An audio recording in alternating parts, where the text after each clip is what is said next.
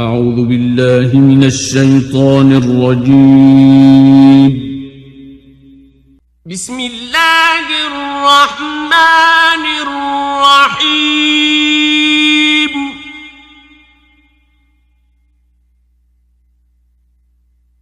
ألف لام را.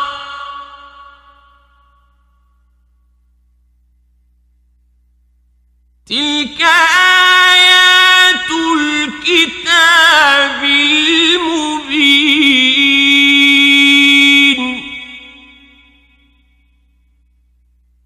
إنا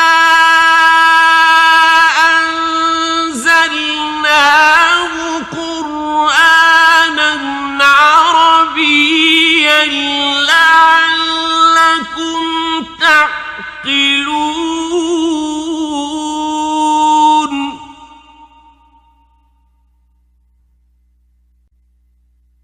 نحن نقص عليك أحسن القصص بما أوحينا إليك هذا القرآن وإن كنت من قبله لمن الغافلين.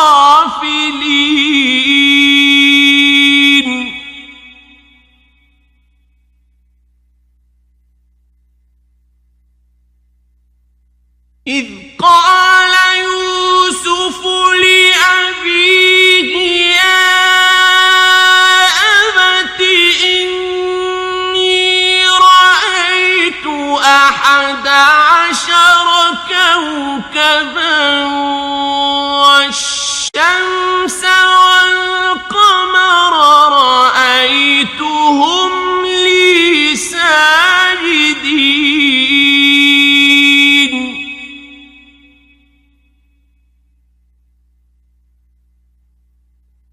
قال يا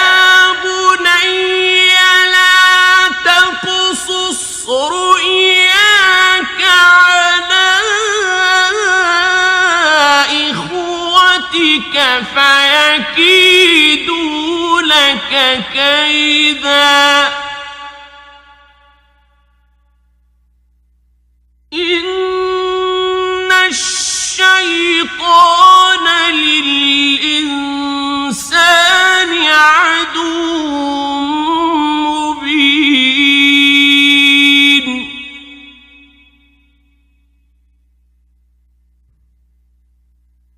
وكذلك يجتبيك ربك ويعلمك من تأويل الأحاديث ويتم نعمته عليك وعلى آل يعقوب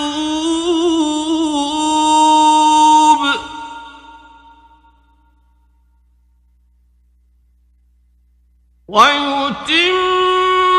نعمته عليك وعلى آل يعقوب كما أتمها على أبويك من قبل إبراهيم وإسحاق.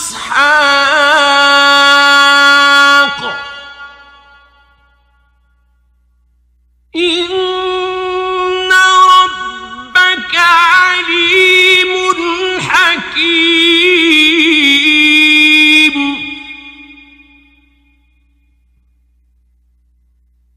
لقد كان في يوسف وإخوته آيات للسائلين.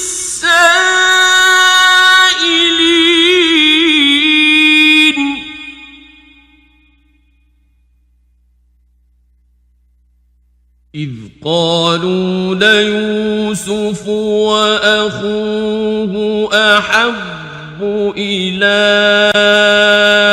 أبينا منا ونحن عصبة إن أبانا لفي ضلال مبين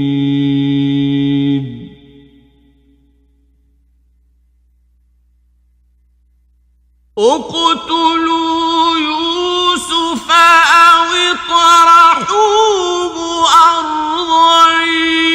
يخل لكم وجه أبيكم وتكونوا من بعده قوما صالحين قال قائل منهم لا تقتلوا يوسف وألقوه في غيابة الجب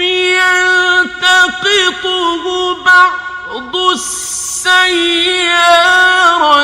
إن كنتم فاعلين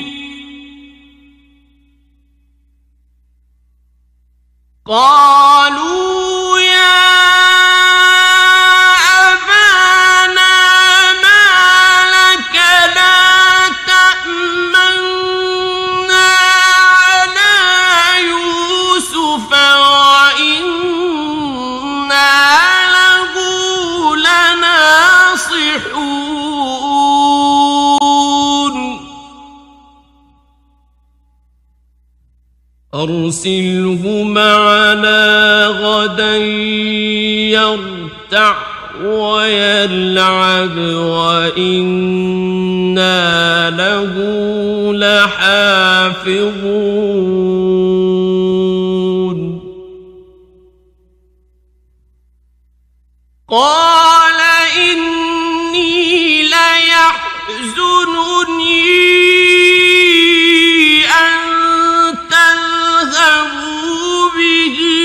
وأخاف أن يأكله الذئب وأنتم عنه غافلون قالوا لئن أكله الذئب ونحن عصبة إنا إذا لخاسرون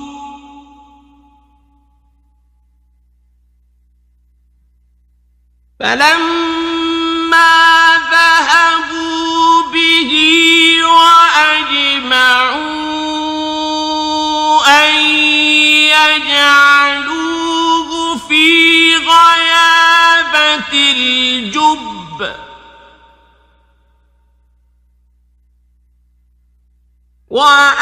وأوحينا إليه لتنبئنهم بأمرهم هذا وهم لا يشعرون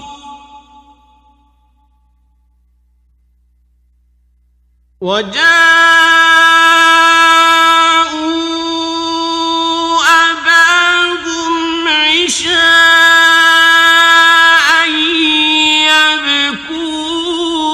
يبكون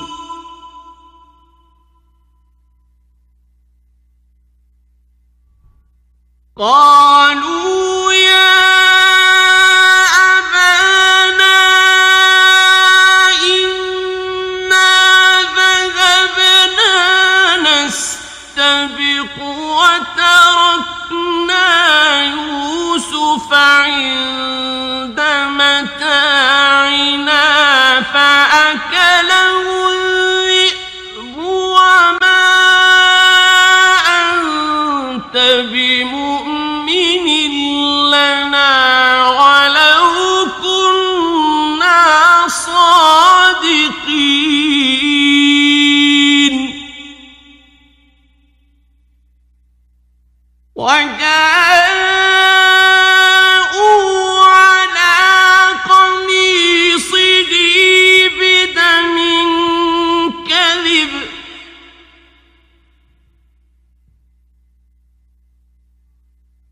قال بل سولت لكم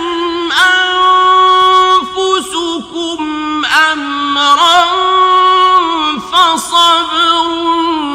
جميل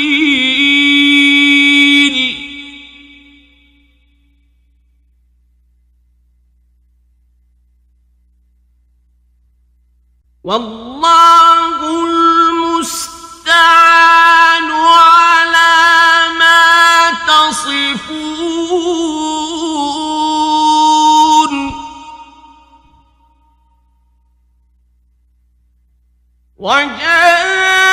وجاءت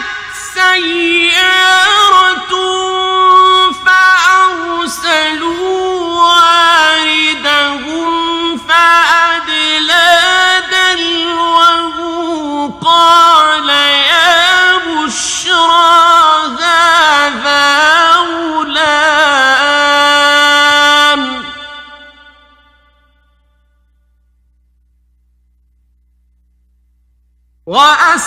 وأسروه بضاعة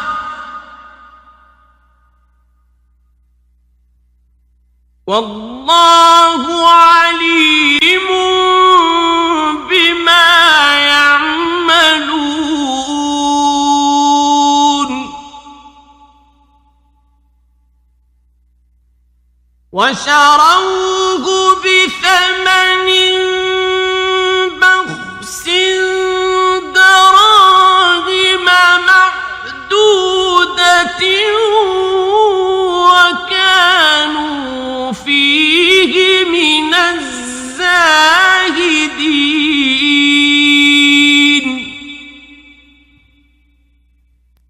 وقال الذي اشتراه من مصر لامرأته أكرمي مثواه عسى أن ينفعنا أو نتخذه ولدا وكذلك مكنا ليوسف في الأرض ولنعلمه من تأويل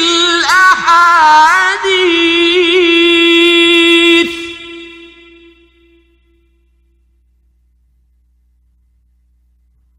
والله غالب على أمره ولكن أكثر الناس لا يعلمون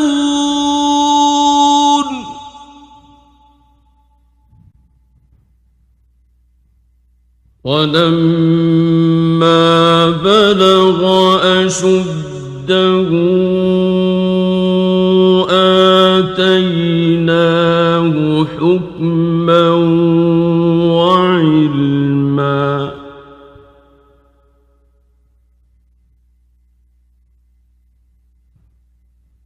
وكذلك نجزي المحسنين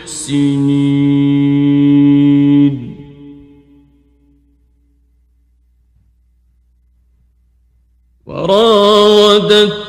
التي هو في بيتها عن نفسه وغلقت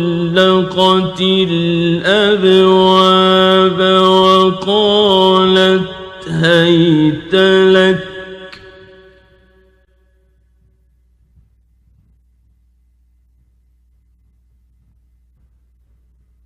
قال معاذ الله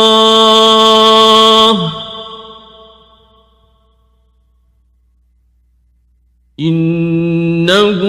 ربي أحسن مثواي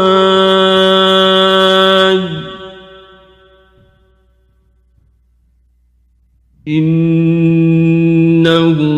لا يفلح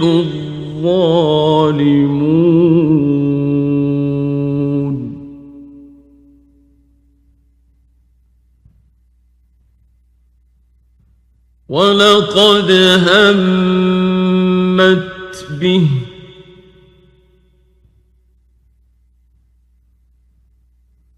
وهم بها لولا أن رأى برهان ربه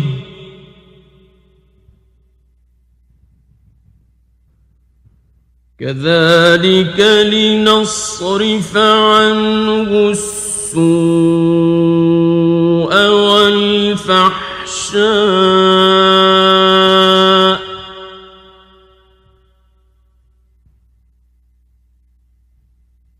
إنه من عبادنا المخلصين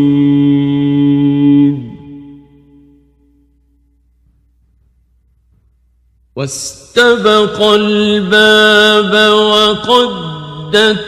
قميصه من دبر وألف يا سيدها لدى الباب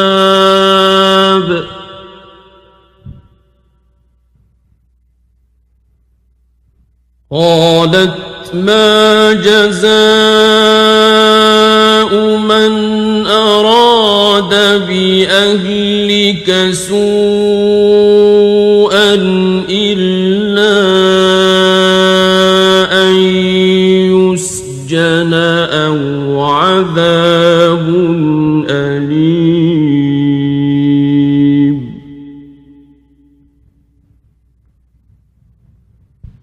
قال هي راودتني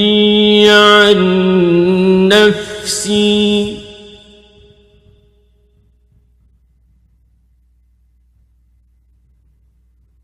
وشهد شاهد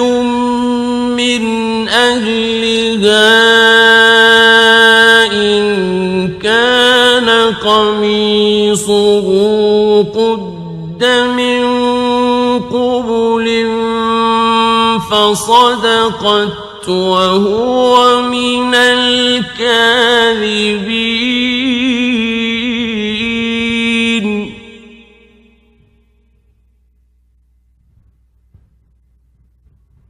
وإن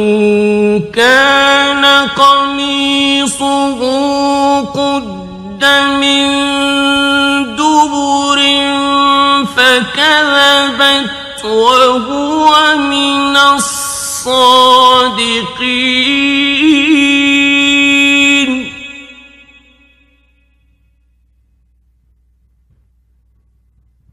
فلما رأى قميصه قد من دبر قال إنه من كيدكن إن كيدكن عظيم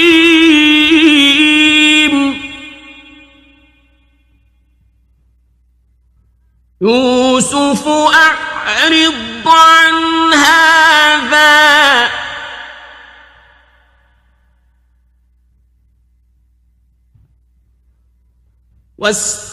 واستغفري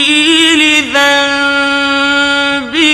إنك كنت من الخاطئين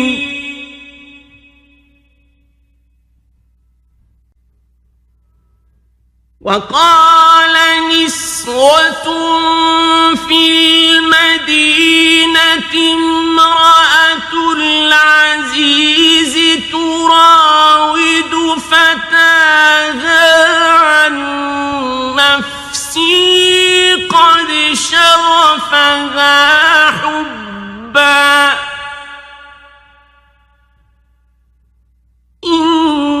إنا لنراها في ضلال مبين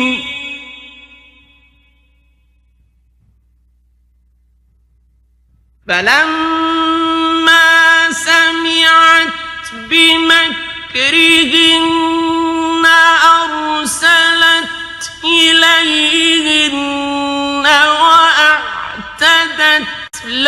لهن متكئا وآتت كل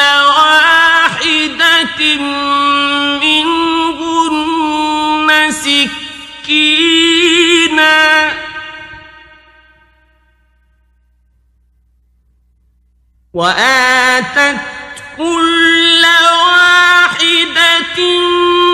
منهن سكينا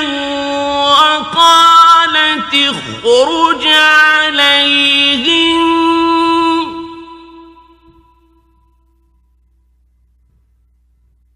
فلما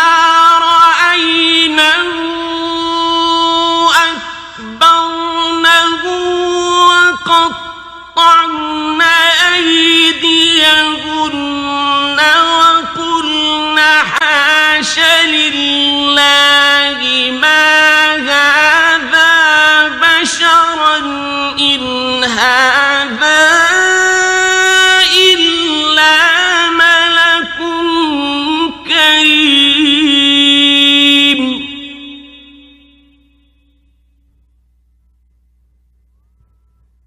قالت فذلكن الذي لمتنني فيه ولقد راودته عن نفسه فاستعصم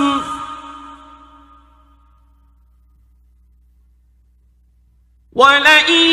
لم يفعل ما آمره ليسجنن وليكونا من الصاغرين قال رب السجن أحب إلي مما يدعونني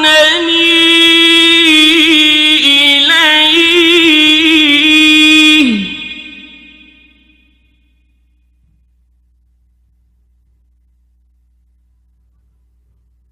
وإلا تصرف عني كيدهن أصب إليهن وأكن من الجاهلين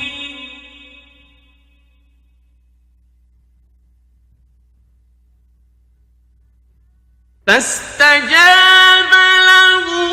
ربه فصرف عنه كيدهم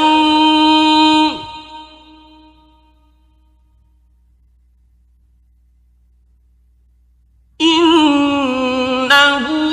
هو السميع العليم ثم بدا لهم من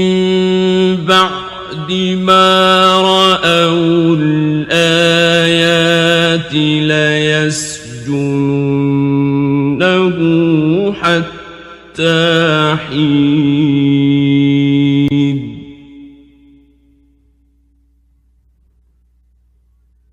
ودخل معه السجن فتيان قال أحدهما إني أراني أعصر خمرا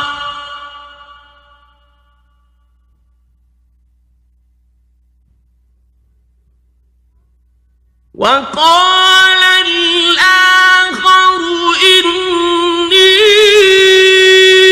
أراني أحمل فوق رأسي خبزا تأكل الطير منه نبئنا بتأويله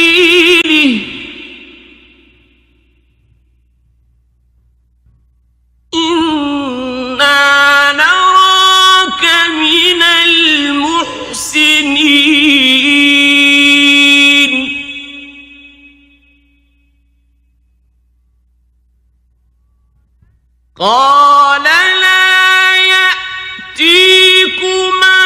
طعام ترزقانه إلا نبأتكما بتأويله قبل أن يأتيكما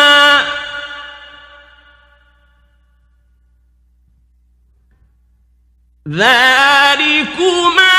مما علمني ربي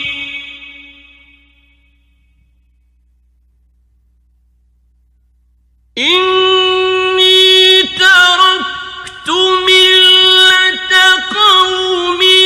لا يؤمنون بالله وهم بالآخرة هم كافرون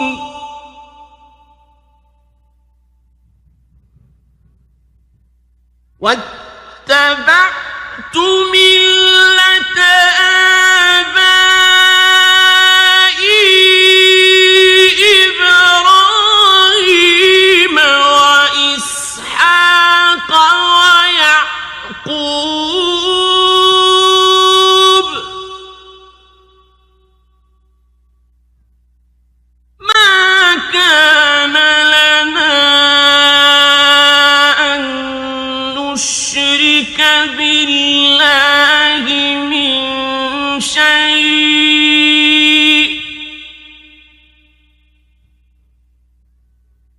ذلك من فضل الله علينا وعلى الناس ولكن أكثر الناس لا يشكرون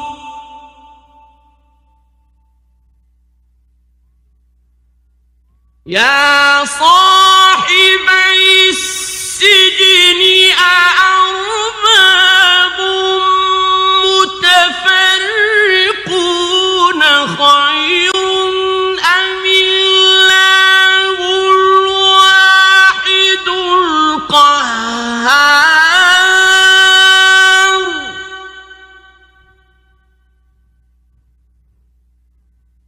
ما تعبدون من دونه إلا أسماء سميتموها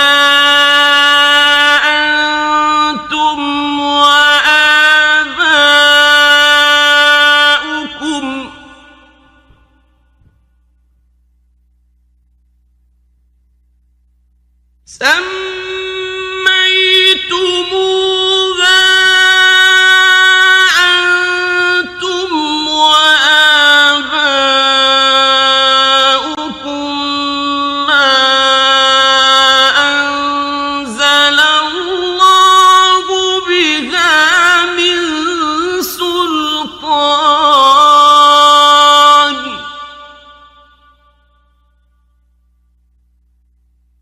إن الحكم إلا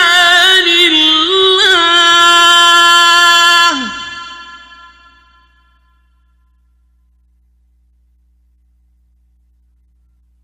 أمر أن لا تعبدوا إلا إياه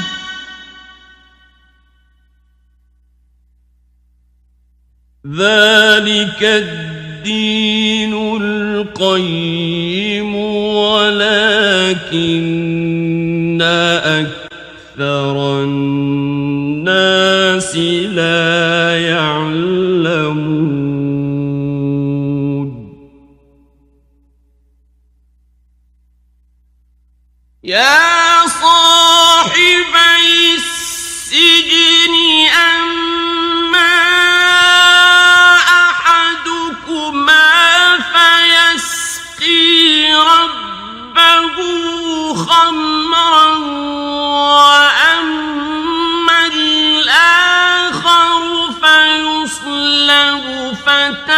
تأكل الطير من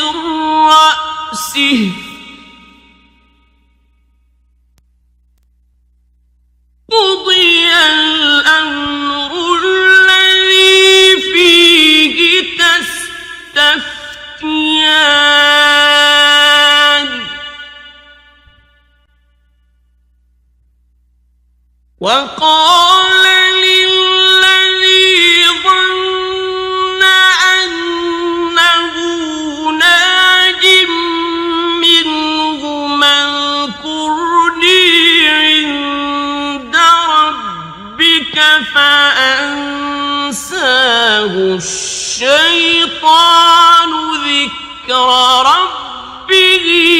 فلبث في السجن بضع سنين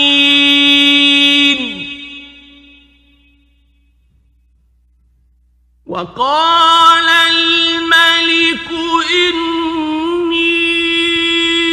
أرى 7 بقرات سمان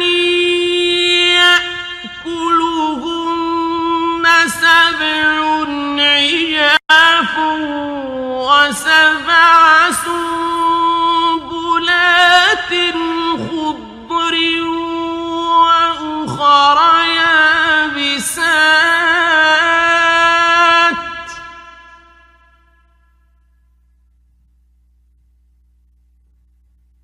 يا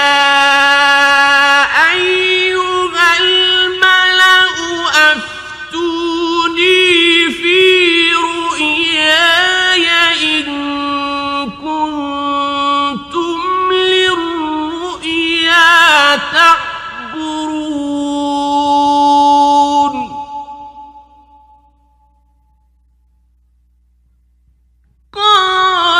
قالوا أضغاث أحلام وما نحن بتأويل الأحلام بعالمين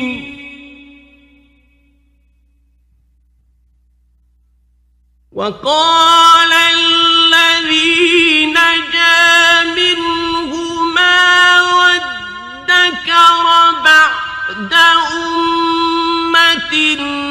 أنا أنبئكم بتأويله فأرسلون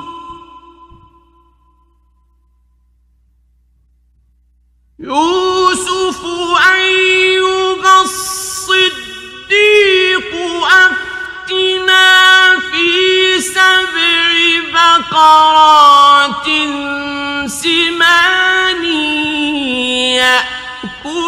يأكلهن 7 عجاف و7 سنبلات خضر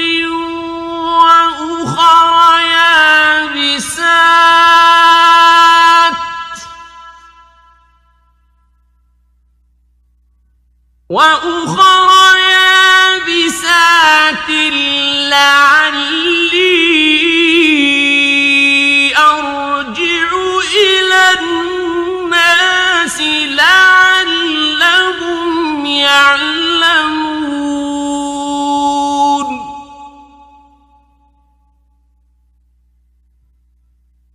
قال تزرعون 7 سنين دأبا فما حصدتم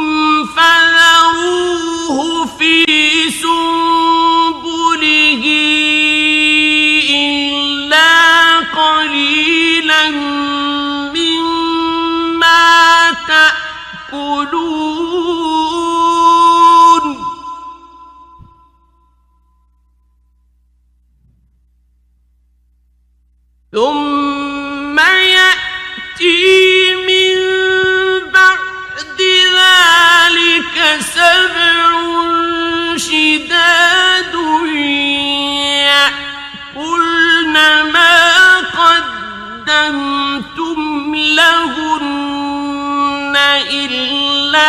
قليلا مما تحصنون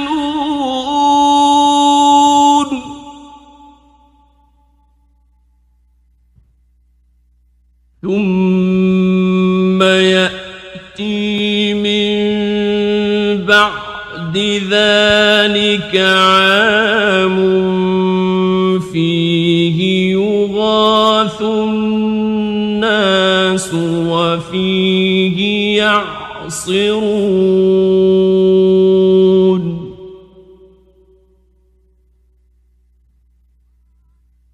وقال الملك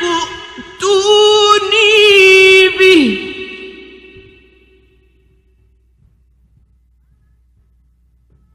فلما جاءه الرسول قال ارجع إلى ربك فاسأله ما بال النسوة اللاتي قطعن أيديهن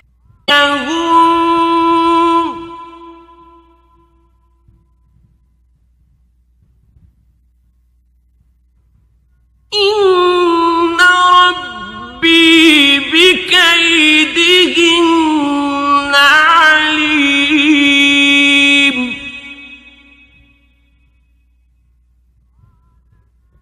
قال ما خطبكن إذ راوتن يوسف عن نفسه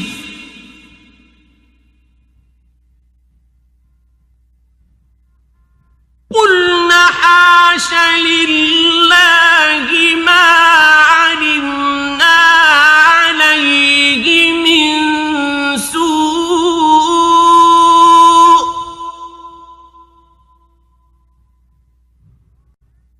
قالت امرأة العزيز الآن حصحص الحق أنا راودته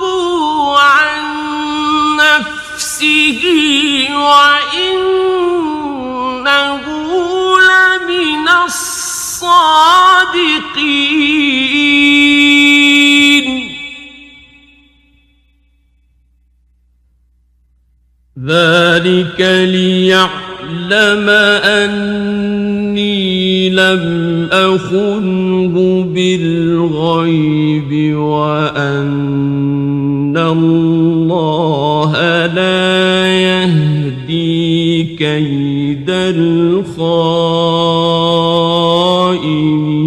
الخائنين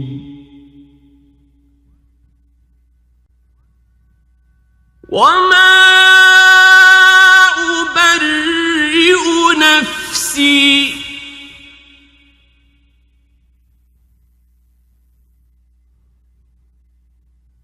إن النفس لأمارة بالسوء إلا ما رحم ربي إن ربي غفور رحيم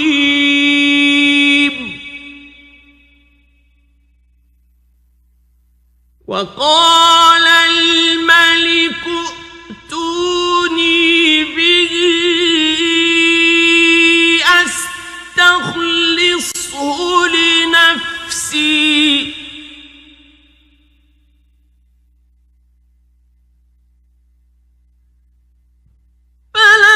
فلما كلمه قال إنك اليوم لدينا مكين أمين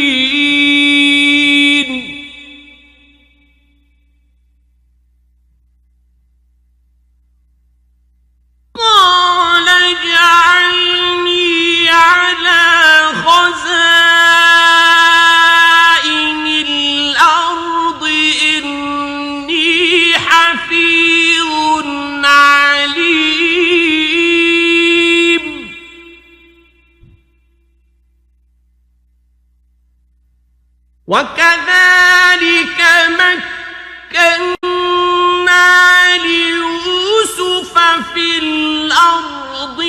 يتبوأ منها حيث يشاء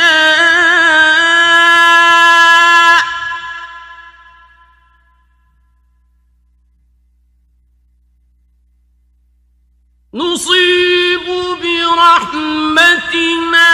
من نشاء ولا نضيع أجر المحسنين ولأجر الآخرة خير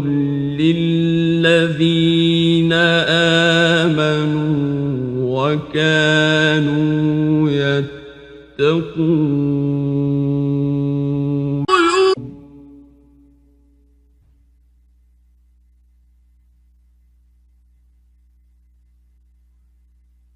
وجاء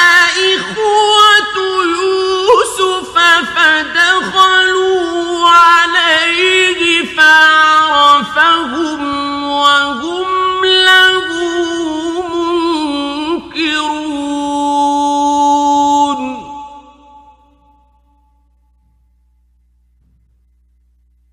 ولما جهزهم بجهازهم قال ائتوني بأخ لكم من أبيكم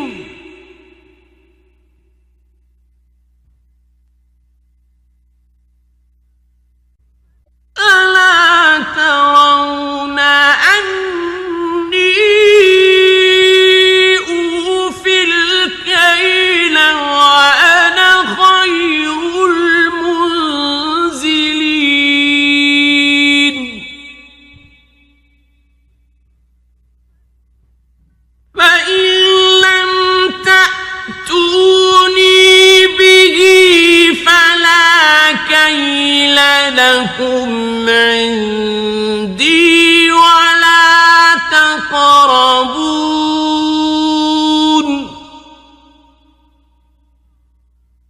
قالوا سنراود عنه أباه وإنا لفاعلون وقال لفتيانه جعلوا بضاعتهم في رحالهم لعلهم يعرفونها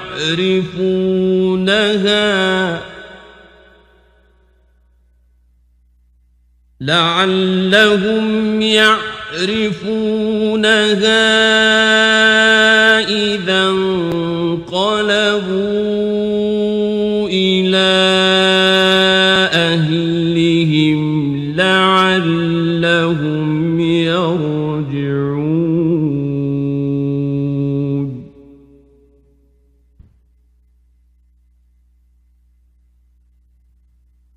فلما رجعوا إلى أبيهم قالوا يا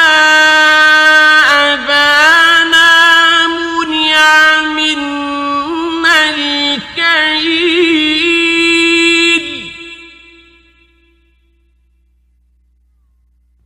قالوا يا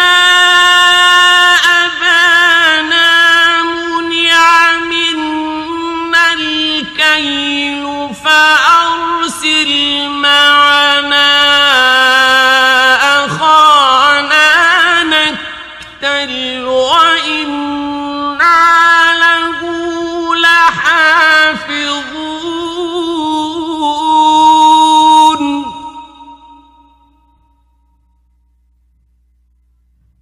قال هل آمنكم عليه إلا كما أمنتكم على أخيه من قبل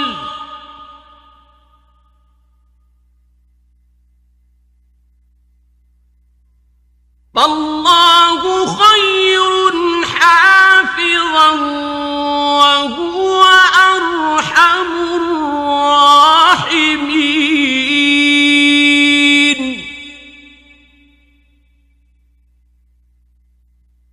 ولما فتحوا متاعهم وجدوا بضاعتهم ردت إليهم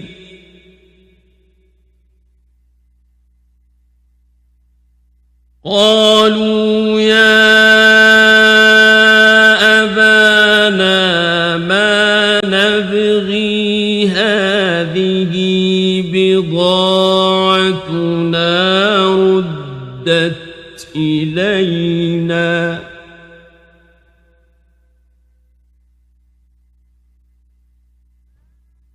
هذه بضاعتنا ردت إلينا ونمير أهلنا ونحفظ أخانا ونزداد كيل بعير ذلك كيل يسير.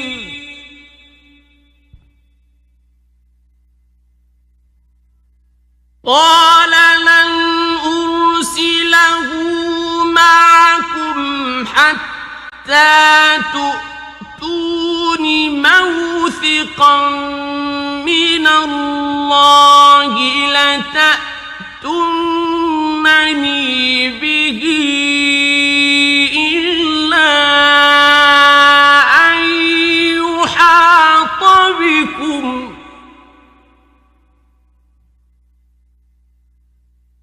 فلما آتوه موثقهم قال الله على ما نقول وكيل.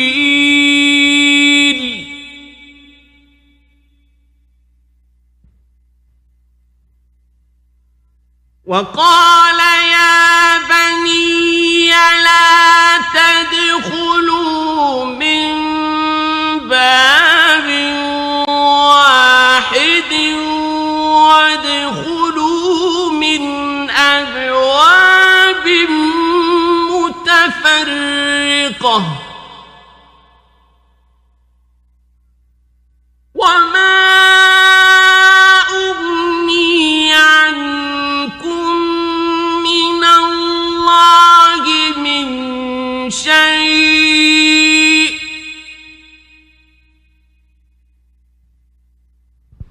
إن الحكم إلا لله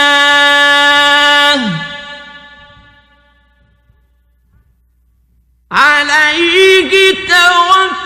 توكلت وعليه فليتوكل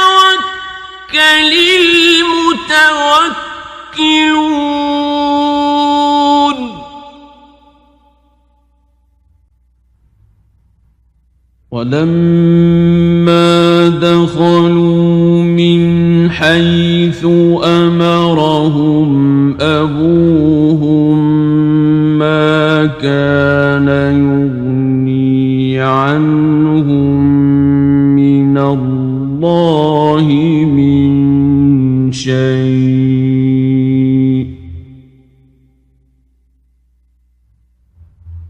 إلا حاجة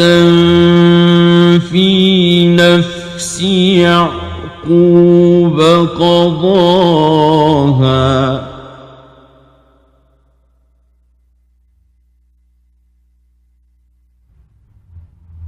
وإنه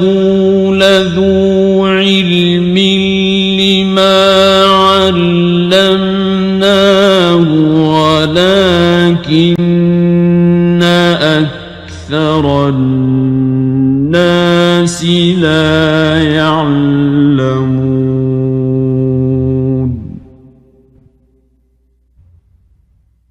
ولما دخل دخلوا على يوسف آوى إليه أخاه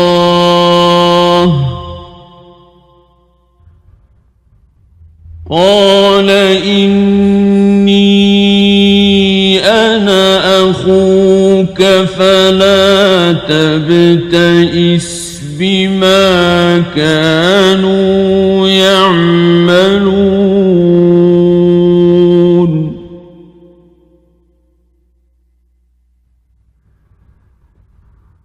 فلما جهزهم بجهازهم جعل السقاية في رحل أخيه ثم أذن مؤذن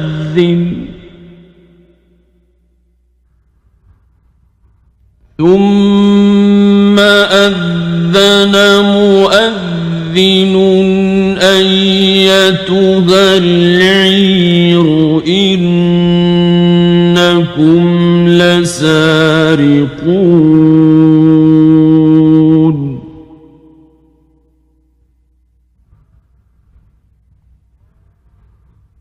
قالوا وأقبلوا عليهم ماذا تفقدون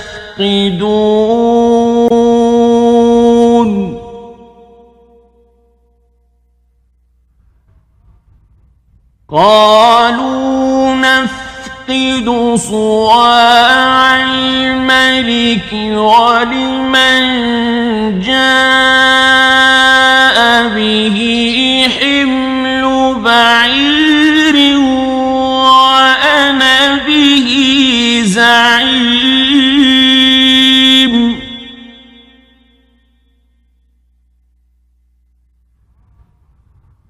قالوا تالله لقد علمتم ما جئنا لنفسد في الأرض وما كنا سارقين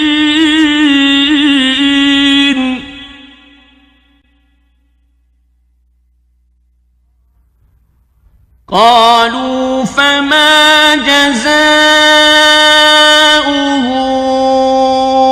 إن كنتم كاذبين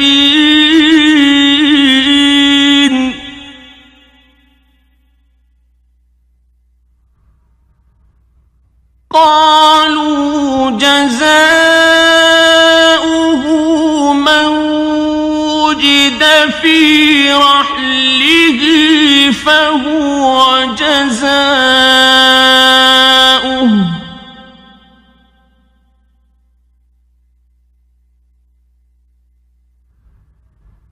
كذلك نجزي الظالمين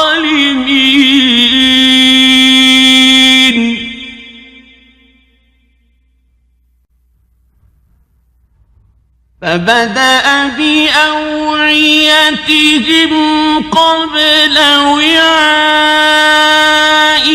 أخيه ثم استخرجها من وعاء أخيه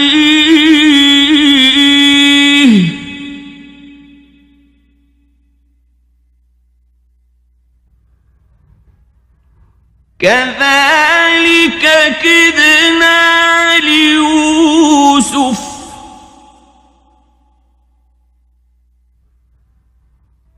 ما كان ليأخذ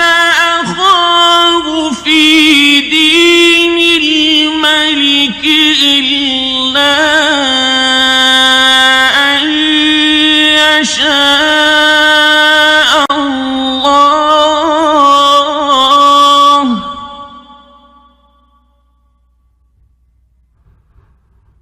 نرفع درجات من نشاء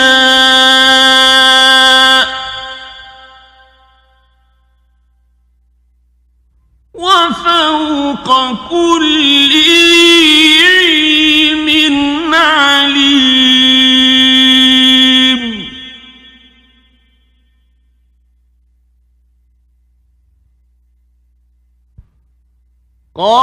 قالوا إن يسرق فقد سرق أخ له من قبل فأسرها يوسف في نفسه ولم يبدها لهم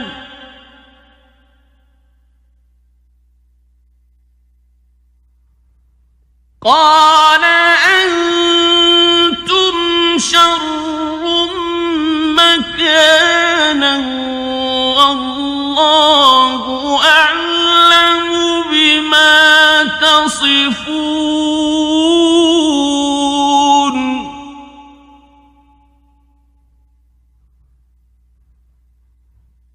قالوا يا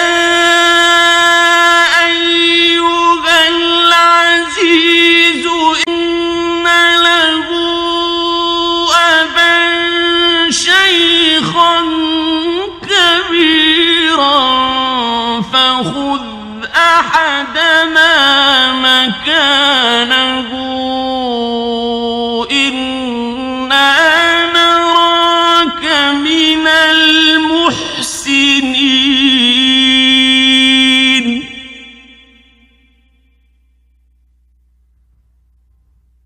قال معاذ الله أن نأخذ إلا من وجدنا متاعنا عنده إنا إذا لظالمون.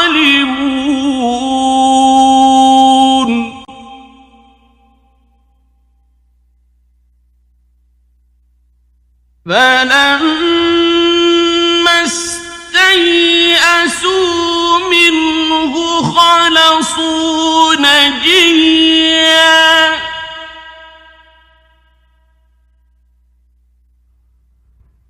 قال كبيرهم ألم تعلموا أن أباكم قد أخذ عليكم موثقا من الله ومن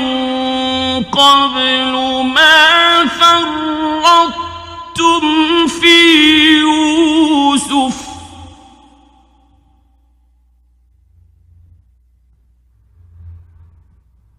فلن أبرح الأرض حتى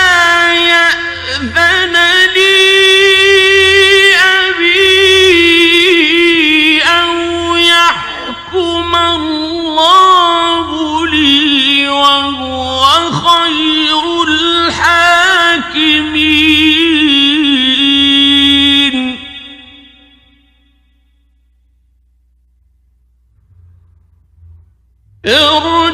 ارجعوا إلى أبيكم فقولوا يا أبانا إن ابنك سرق وما شهدنا إلا بما علمنا وما كنا للغيب حافظين.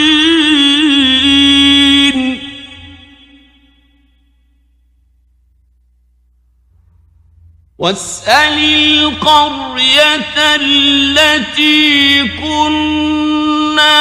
فيها والعير التي أقبلنا فيها وإنا لصادقون.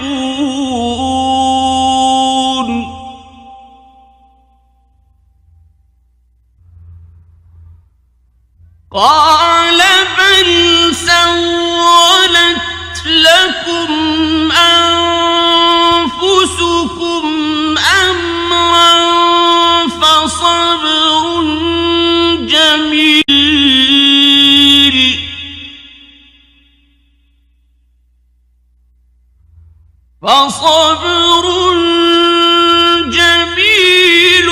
عسى الله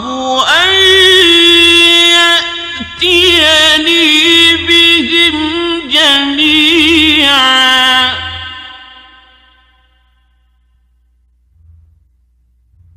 إنه هو العليم الحكيم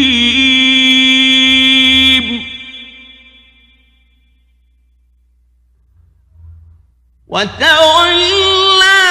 عنهم وقال يا أسفا على يوسف وابيضت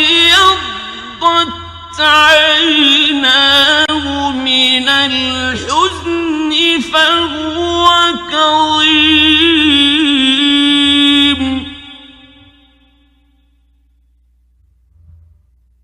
قالوا تالله تفتأ تذكر يوسف حتى تكون حرضا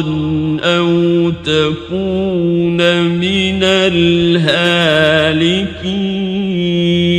الهالكين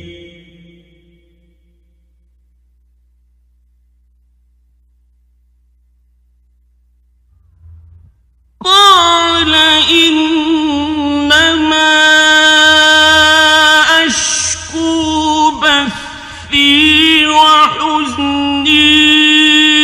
إلى الله وأعلم من الله ما لا تعلمون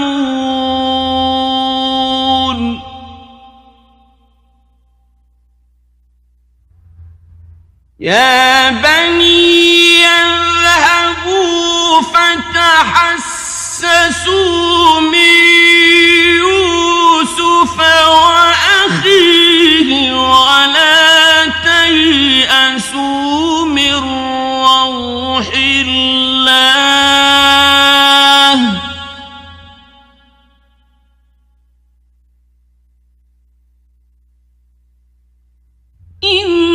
إنه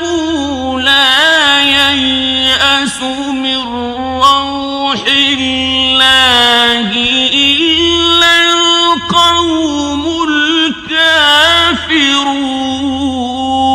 الكافرون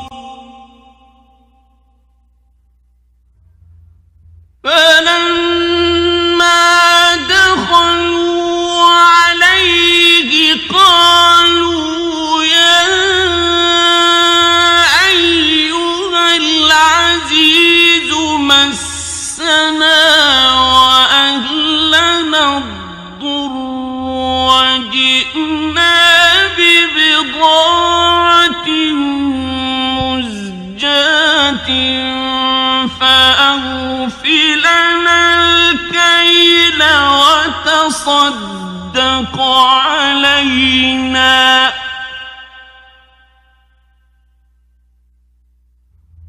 إن الله يجزي المتصدقين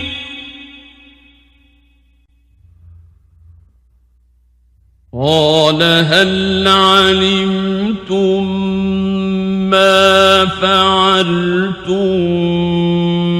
بيوسف وأخيه إذ أنتم جاهلون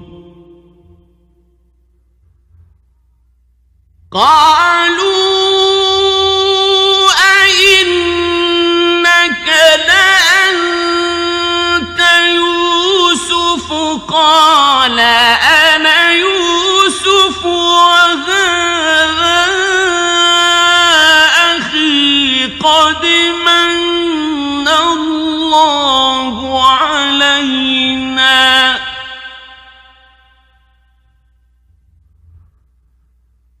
إنه من يتق ويصبر فإن الله لا يضيع أجر المحسنين.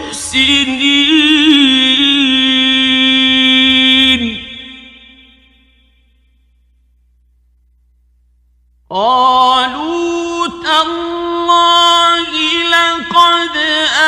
آثرك الله علينا وإن كنا لخاطئين.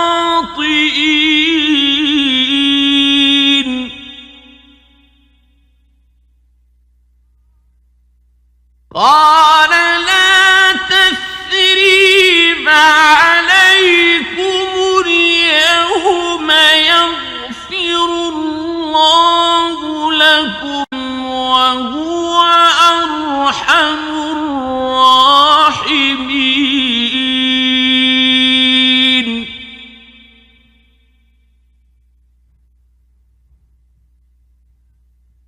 اذهبوا بقميصي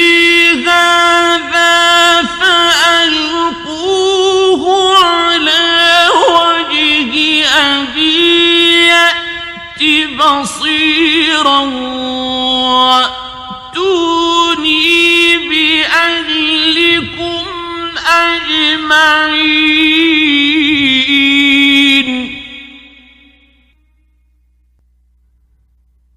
ولما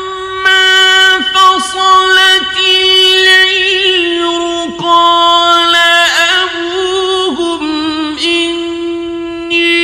لأجد ريح يوسف لولا أن تفندون.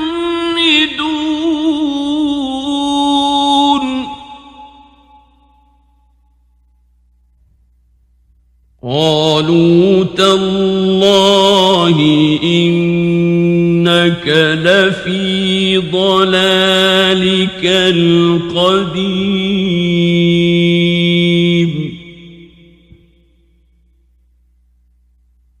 فلما أن جاء البشير ألقاه على وجهه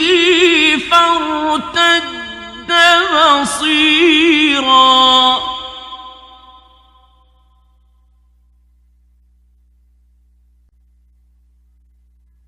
قال ألم أقل لكم إني أعلم من الله ما لا تعلمون.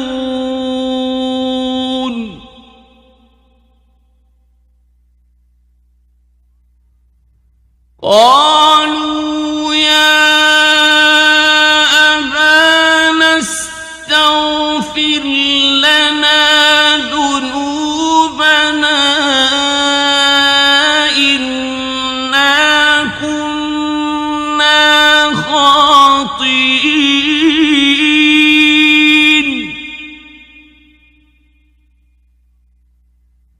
قال سوف أستغفر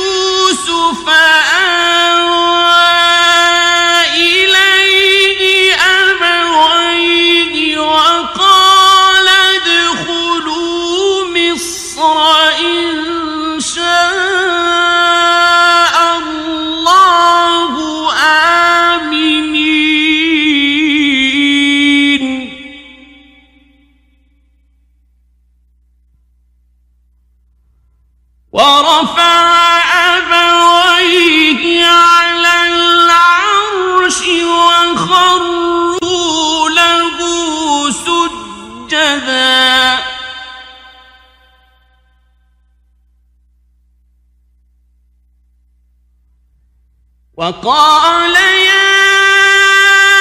أبت هذا تأويل رؤياي من قبل قد جعلها ربي حقا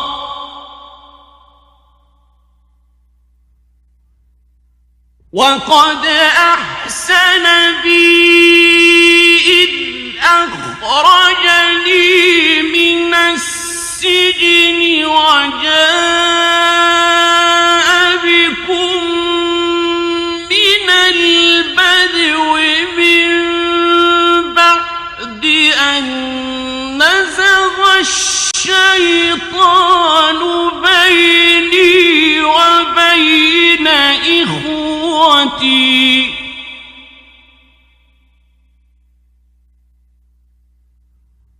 إن ربي لطيف لما يشاء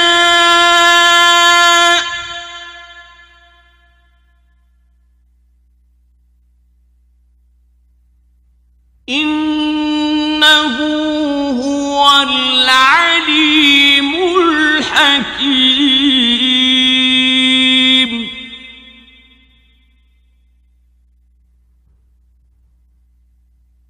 رب قد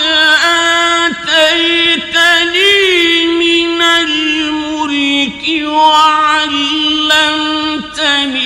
من تأويل الأحاديث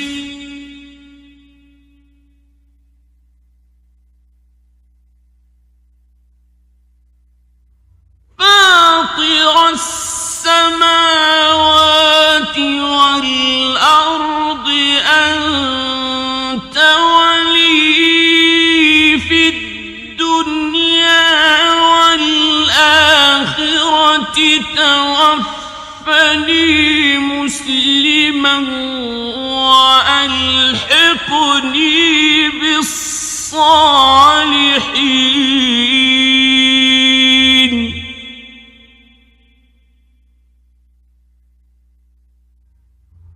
ذلك من أنباء الغيب نوحيه إليك وما كنت لديهم إذ أجمعوا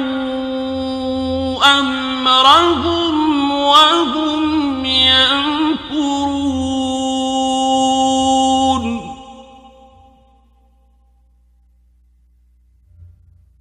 وما أكثر الناس ولو حرصت بمؤمنين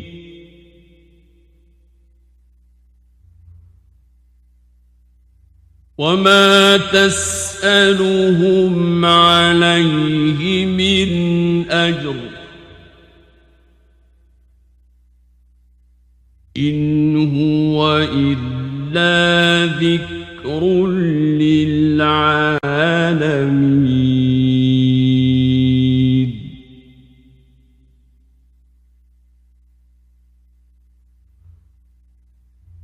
وكأين من آية في السماوات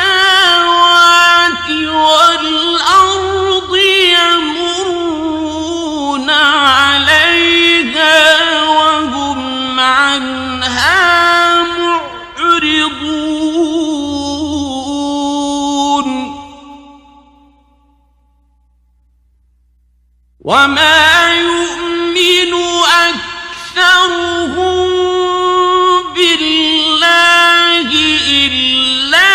وهم مشركون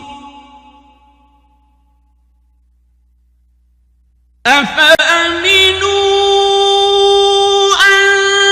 تأتيهم غاشية من عذاب الله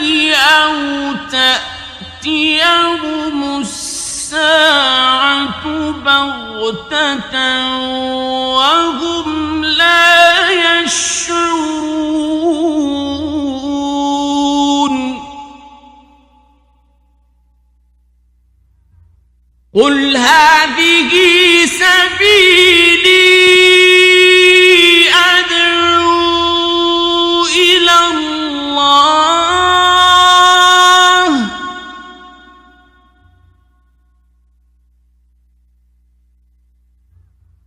على بصيرة أنا ومن اتبعني وسبحان الله وما أنا من المشركين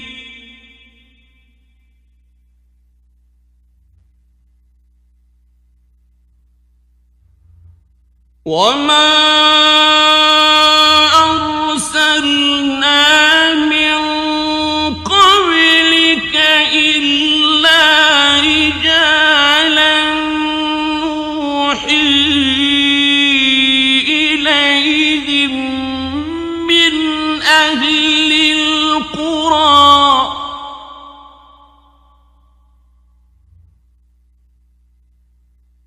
أفلم يسيروا في الأرض فينظروا كيف كان عاقبة الذين من قبلهم ولدار الآخرة خير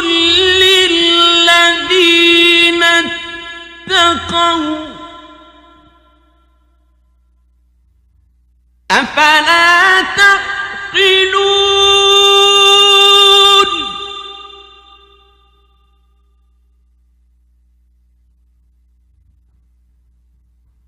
حتى إذا استيأس الرسل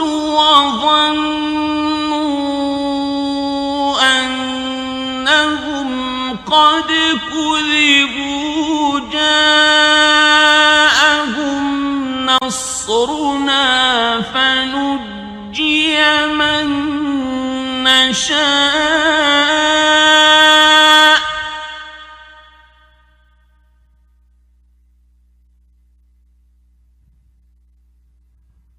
ولا يرد بأسنا عن القوم المجرمين لقد كان في قصصهم عبرة لأولي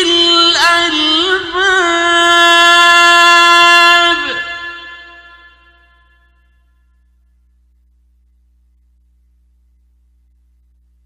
ما كان حديثا يفترى ولكن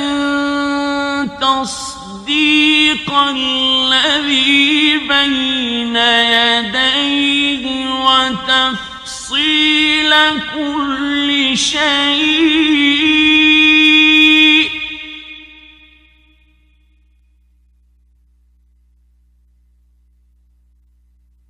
وتفصيل كل شيء وهدى ورحمة لقوم